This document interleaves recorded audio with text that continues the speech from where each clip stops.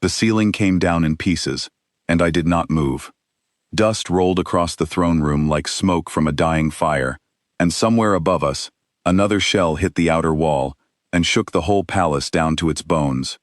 I stood in front of the queen with my rifle raised, my ears ringing, and I counted the seconds between each blast, because counting was the only thing keeping my hands steady. 4 seconds, then another hit, 4 seconds again. The Kryzen army was already inside the gates. I could hear them through the broken wall, thousands of boots on stone, moving together like one creature instead of many. They were not shouting yet, that was the frightening part.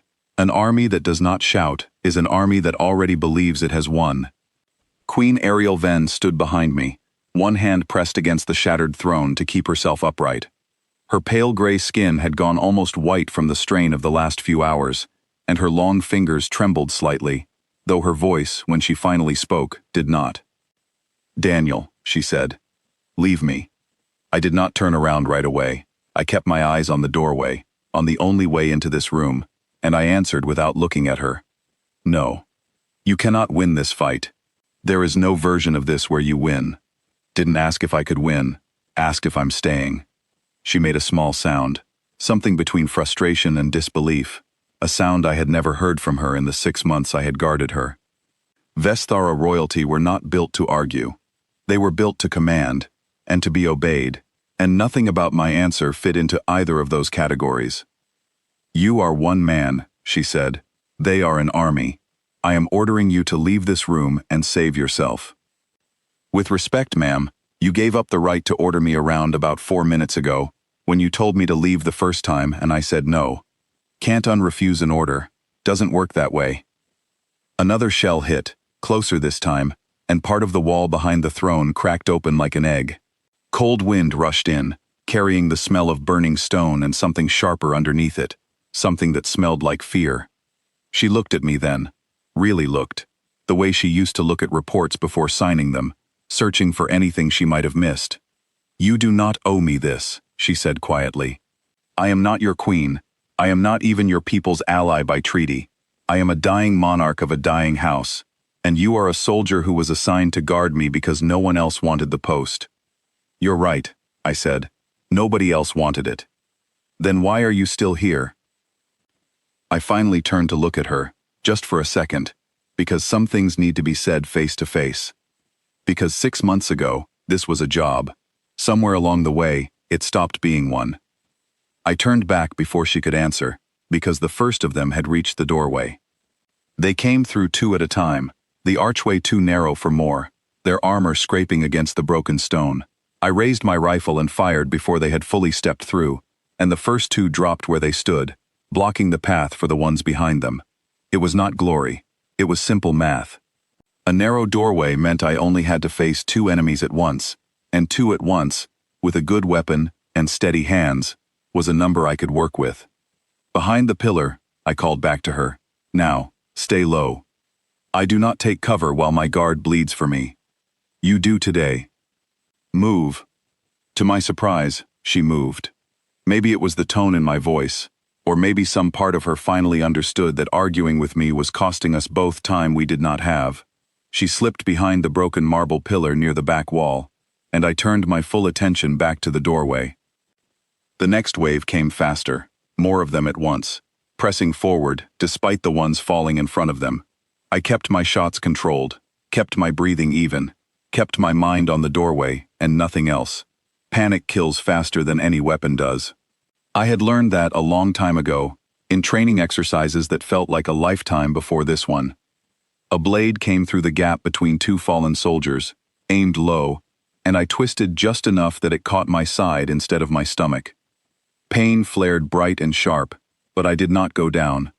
I put the soldier holding the blade on the ground and kept firing. "Daniel," her voice, from behind the pillar, tight with worry. "You are hurt." I'm upright. That's the metric that matters right now. That is not how injuries work. Sure it is, if you don't think about it too hard. I heard something that might have been a laugh, cut short by the sound of another explosion somewhere above us. More dust rained down. The archway groaned, threatening to collapse entirely, and for a moment, I almost hoped it would, because a collapsed doorway would do my job for me. But it held, barely, and the soldiers kept coming. I do not remember exactly how long the next stretch lasted. Time gets strange when you are doing this kind of work. I remember running low on charge for my rifle and switching to the melee grip built into its stock, using it like a heavy metal club when the ammunition ran thin. I remember my leg buckling once, just once, and forcing it straight again, through sheer stubbornness, because sitting down at that moment felt like a worse idea than staying up. I remember her voice, closer now than before, calling out numbers. 2 on your left, 1 circling right. I glanced back, just for a second, and saw that she had left the safety of the pillar. She stood a few steps behind me, her eyes fixed past my shoulder, watching the parts of the room I could not see while my attention was locked on the doorway.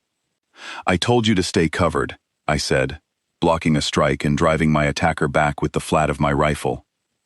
You are 1 set of eyes. I am giving you a second set. Use them. I did not argue. There was no time to argue, and honestly, she was right. Having someone watch my back, even someone who had never held a weapon in her life, was better than fighting blind. 3 coming up the left side, she called. They are trying to flank the pillar. I shifted my stance, cutting off the angle before they could use it, and 2 of them went down before they even got close. The third turned and ran back through the doorway, disappearing into the crowd still pressing forward outside. You are better with numbers than you let on, I said, breathing hard. I have spent my whole life reading reports and counting outcomes. This is simply a faster version of the same skill. For a strange moment, in the middle of all that noise and dust and danger, something almost like a smile crossed her face.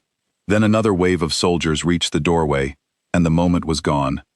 I do not know how many came through that archway in total. Enough that my arms ached and my vision blurred at the edges from exhaustion.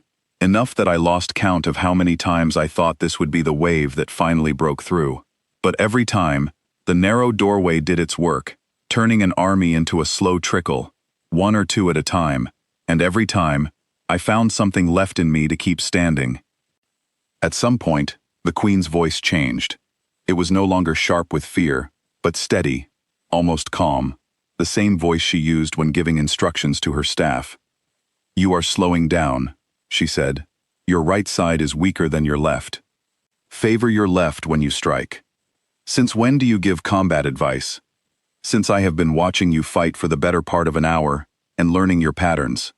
Someone has to notice these things, since you clearly are too busy to notice them yourself. Despite everything, I laughed, a short, breathless sound that surprised even me. Fair point. The attacks slowed after that, not because the enemy had given up, but because something outside had drawn their attention away. I could hear shouting now, different from before, urgent and confused rather than confident. Something was happening beyond the walls that I could not see, and for a moment, hope flickered in my chest, thin and fragile, but real. What is that? She asked. No idea, but it sounds like trouble for them, not for us. The doorway stayed empty for the first time in what felt like hours. I used the pause to check my side, where the earlier cut had soaked through my uniform, dark and warm. It was not good, but it was not the kind of wound that would stop me either, not yet. You need attention for that, she said, stepping closer despite my earlier warning. Later. Right now I need you to stay behind that pillar, in case they come back. They may not come back at all, if whatever is happening outside continues. Or, they might come back angrier. Get behind the pillar.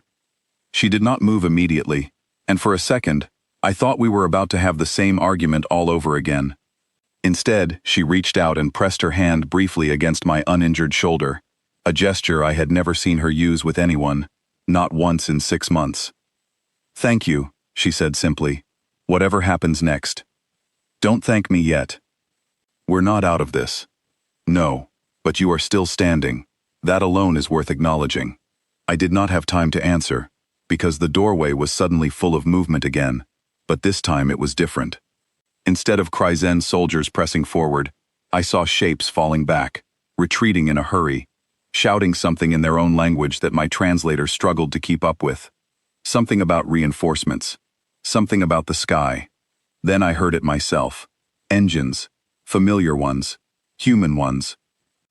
screamed low over the broken palace roof, their thrusters cutting through the dust and smoke, and for the first time since the shelling started, the sound in the air was not explosions but something closer to rescue. "Is that?" she started, disbelief plain in her voice. "Your people?"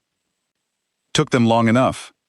The remaining soldiers at the doorway broke and ran, choosing retreat over facing fresh human forces, and I finally allowed myself to lower my rifle, just slightly, though I did not let go of it entirely. Old habits do not disappear just because the danger seems to be easing. "You held that doorway," she said, staring at me as if seeing me for the first time, "against an entire advance force, alone. Wasn't alone the whole time. You called out flanks for me near the end. That counts. It does not compare to what you did. Doesn't have to compare, just has to add up to us still being here."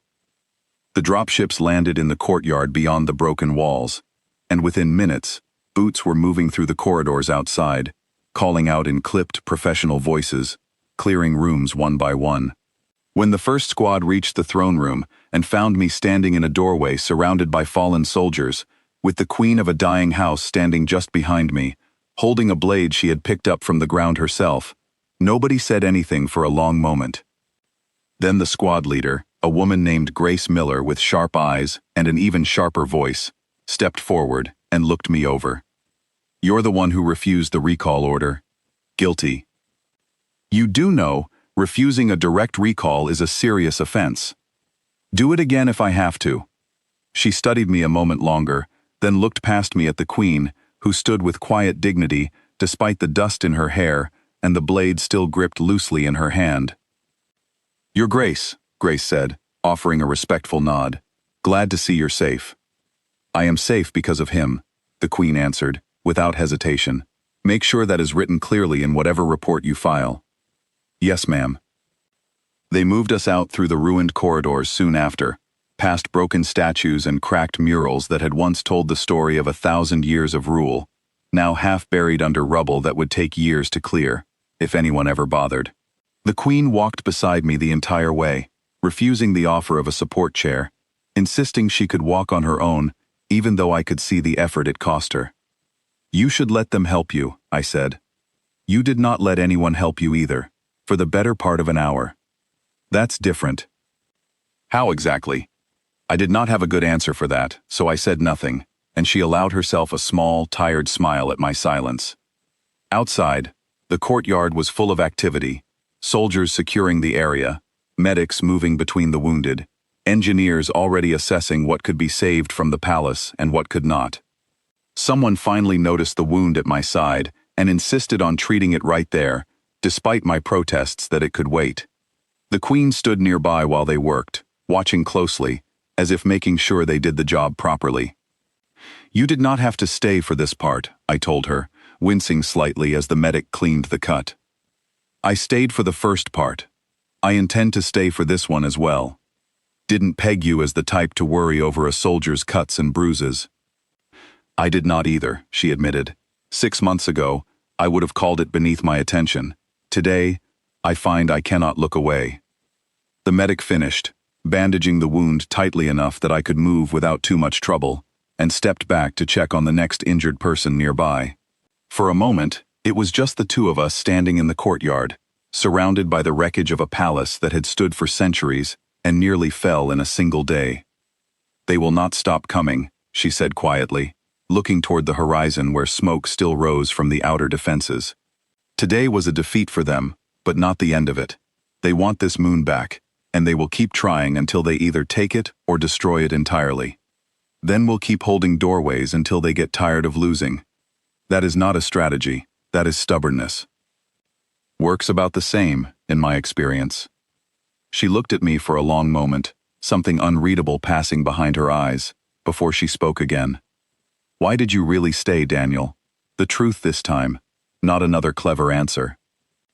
I thought about deflecting again, about turning it into another joke to keep things light, the way I usually did. But something about the quiet after a battle makes people more honest than they mean to be, and I found myself answering plainly instead.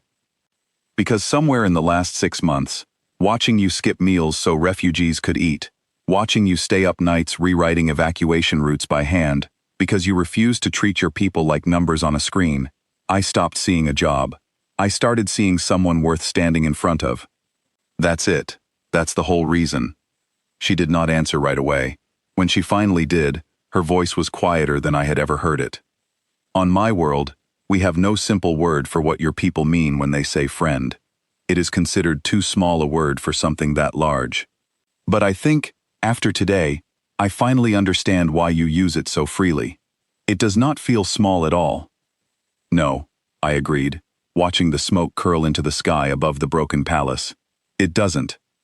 The dropships remained through the night, securing the grounds and preparing for the next wave of reinforcements expected by morning. Reports would be filed, medals would eventually be discussed, and somewhere in a command office far from this courtyard, someone would ask difficult questions about why a single soldier chose to disobey a direct order rather than abandon his post. I already knew what I would tell them, if they asked. I would tell them exactly what I told her, standing in that doorway with an army bearing down on us, and no clear path to survival. Some lines are not held because the odds favor you. They are held because somewhere before the fighting even started, you already decided you would not leave. The math never factors into it. The decision comes first, and everything after is simply the work of keeping that decision true. The Kryzen would come again. We both knew that. The war was far from finished, and there would be more doorways to hold, more nights like this one, and no guarantee that the next dropships would arrive in time. But for tonight, the palace still stood, however broken. The queen still lived, however tired, and I was still standing in front of her, however much it had cost me. That was enough. For tonight, that was enough.